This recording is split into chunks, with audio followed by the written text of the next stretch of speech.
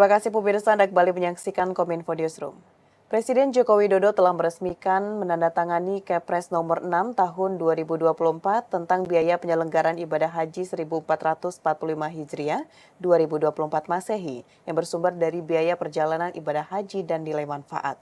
Kepres ini juga diikuti dengan dibukanya periode pelunasan biaya perjalanan ibadah haji reguler tahap pertama mulai dari 10 Januari hingga 12 Februari 2024.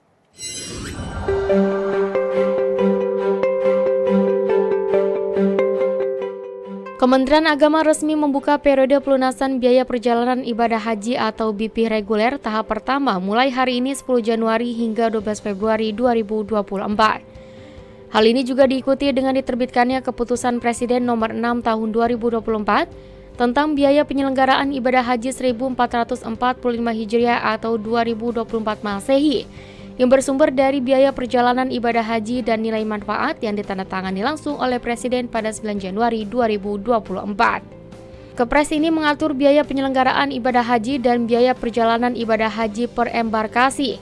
Ketentuan biaya ini berlaku bagi jemaah haji, petugas haji daerah, dan pembimbing kelompok bimbingan ibadah haji dan umroh.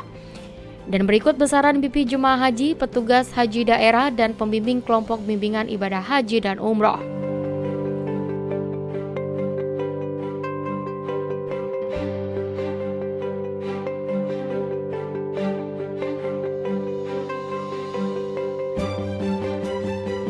Juru bicara Kemenak Ana Hasbi menjelaskan BP jemaah haji yang telah ditetapkan akan dipergunakan untuk biaya penerbangan haji, akomodasi Makkah, sebagian biaya akomodasi Madinah, biaya hidup, dan visa.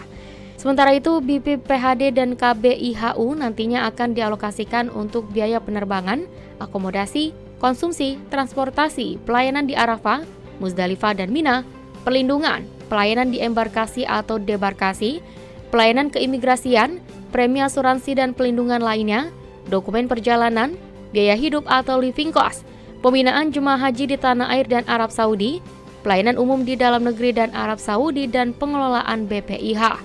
Ana Hasbi juga mengimbau kepada jemaah reguler yang daftar namanya telah tercantum dalam surat edaran Dirjen PHU untuk mempersiapkan proses pelunasan biaya haji yang informasinya dapat diakses melalui pusaka Super Apps Kementerian Agama. Deputi Bidang Koordinasi Pengelolaan Lingkungan dan Kehutanan Kemenkomarves Nani Hendriarti mengatakan, pada World Water Forum ke-10, Indonesia siap memperkenalkan pencapaian pengelolaan air ke tingkat global. Indonesia sebagai tuan rumah forum internasional tersebut akan dilaksanakan di Bali pada 18 hingga 24 Mei mendatang. Sejumlah pencapaian terkait dengan pengelolaan air yang telah dilakukan Indonesia akan diperkenalkan ke tingkat global melalui penyelenggaraan World Water Forum ke-10 yang akan berlangsung pada tanggal 18 hingga 24 Mei mendatang di Bali. Deputi Bidang Koordinasi Pengelolaan Lingkungan dan Kehutanan Kemenkomarves Nani Hendriarti menjelaskan akan menyiapkan area showcase sistem irigasi Subak Bali yang ditetapkan sebagai warisan budaya dunia UNESCO dalam kegiatan internasional tersebut. Kemudian, Indonesia juga akan memperkenalkan program pengendalian pencemaran serta pemulihan ekosistem di daerah aliran Sungai Citarum yang dikenal sebagai program Citarum Harum.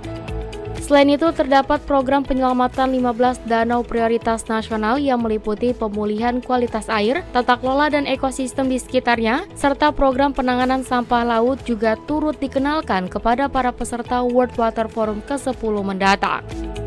Secara penyelenggaraan, persiapannya terus bergerak dan juga secara substansi juga sedang bergerak. Jadi banyak kementerian yang terlibat. Tentu seperti yang tadi Bapak Ibu atau rekan-rekan bisa lihat ya, kita panitiaannya cukup besar baik dari yang ditugaskan langsung oleh Bapak Presiden maupun yang ditugaskan oleh Bapak Menko sebagai Ketua Panitia Nasional. Beralih ke informasi lainnya, Otoritas Jasa Keuangan akan menyusun pengaturan rancangan peraturan OJK terkait penyelenggaraan inovasi teknologi jasa keuangan dan rancangan surat edaran OJK tentang mekanisme penyelenggaraan regulator sandbox guna memperkuat ekonomi keuangan digital Indonesia.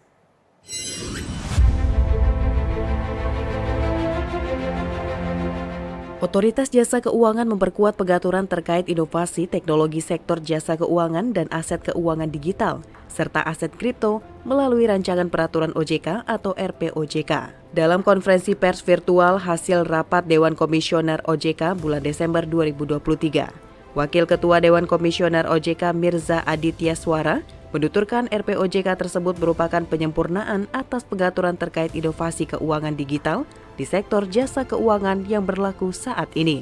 Sehingga para inovator akan mendapatkan manfaat dan nilai tambah setelah lulus dari regulatory sandbox di OJK yang tentunya juga akan mengakomodir inovasi terkait dengan aset keuangan digital, termasuk pengembangan use case atau pilot project yang berguna bagi masyarakat dan penguatan ekosistem keuangan digital di Indonesia. Regulatory Sandbox adalah mekanisme pengujian yang dilakukan oleh otoritas jasa keuangan untuk menilai keandalan proses bisnis, model bisnis, instrumen keuangan, dan tata kelola penyelenggara.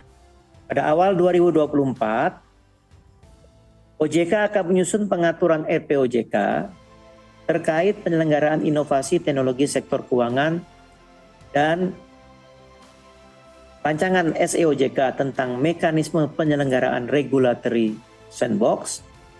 RPOJK tersebut merupakan penyempurnaan atas pengaturan terkait inovasi keuangan digital di sektor jasa keuangan yang berlaku saat ini, di mana kedepannya para inovator akan mendapatkan manfaat dan nilai tambah setelah lulus dari regulatory sandbox di OJK, yang tentunya juga akan mengakomodir inovasi yang berkaitan dengan aset keuangan digital, termasuk mengembangkan use case atau pilot project yang berguna bagi masyarakat dan penguatan ekosistem keuangan digital di Indonesia.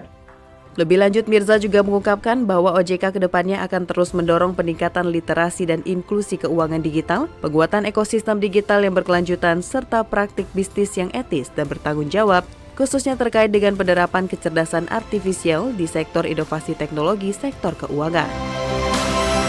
DPD RI resmi membuka posko pengaduan pelanggaran pemilu di setiap kantor DPD RI di Ibu Kota Provinsi hari ini hingga 20 Maret 2024. Sebagai lembaga negara yang mewakili daerah, DPD RI akan mengawal setiap tahapan pemilu dan pilkada secara demokratis dan legitimate sesuai dengan ketentuan peraturan perundang-undangan demi terwujudnya kesejahteraan masyarakat daerah. Oleh karena itu, keputusan paripurna DPD RI tanggal 3 Januari 2024 adalah membuka posko dugaan pelanggaran pemilu di masing-masing kantor di ibu kota provinsi. Hasilnya nanti akan disampaikan kepada Bawaslu dan diberikan laporan secara tertulis melalui sidang paripurna DPD RI untuk disampaikan kepada Bawaslu Nasional. Kita sudah siapkan Google Form. Dan di masing-masing kantor DPD RI di ibu kota provinsi sudah kita pasang baliho untuk atau agar masyarakat dapat atau mau melaporkan dugaan pelanggaran pemilu.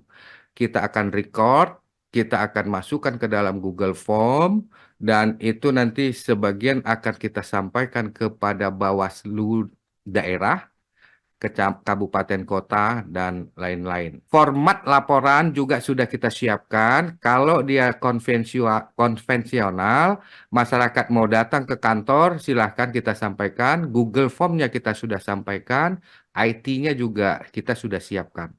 Insya Allah nanti ke depan lebih baik lagi. Terima kasih.